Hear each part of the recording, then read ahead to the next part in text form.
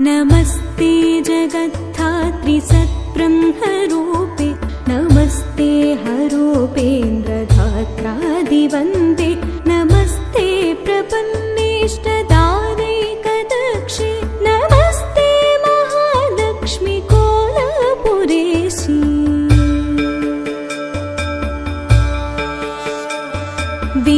विधिकृत्तिवासा हरिर्विश्वमेतत् सृजत्यत्तिपादीति तत्प्रसिद्धं कृपालोकनादेवते शक्तिरूपे नमस्ते महालक्ष्मी कोलापुरेशी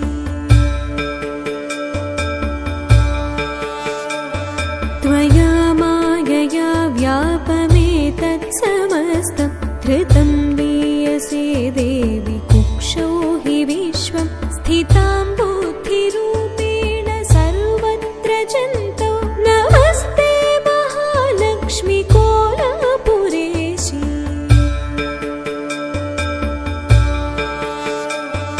यया भक्तवर्गा हि लक्ष्यन्तयेते त्वयात्र प्रकामं कृपापूर्णदृष्ट्या हतो गीयसे देवि लक्ष्मीरितत्वं नमस्ते महालक्ष्मी कोलापुरेशी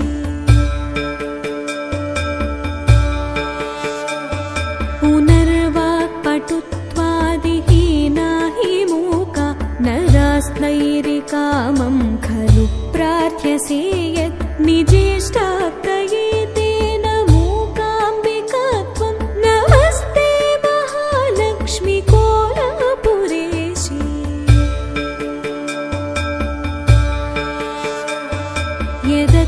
यदद्वैतरूपात् परब्रह्मणस्त्वं समुत्था पुनर्विश्वलीलोद्यमस्था तदाहूर्जनास्त्वां च गौरीं कुमारीं नमस्ते महालक्ष्मी कोलापुरेशी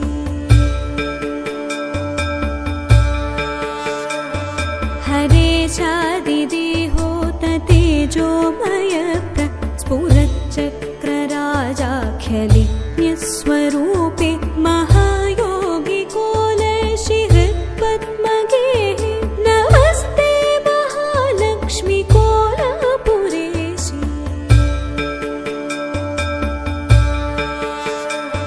नमः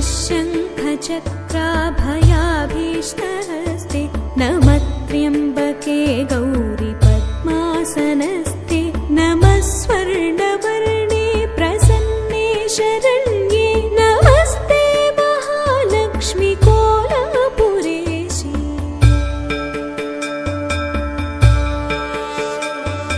इदं स्तोत्ररत्नं कृतं सर्वदेवै हृदि त्वां समाधाय लक्ष्म्यष्टकं यः पठेन्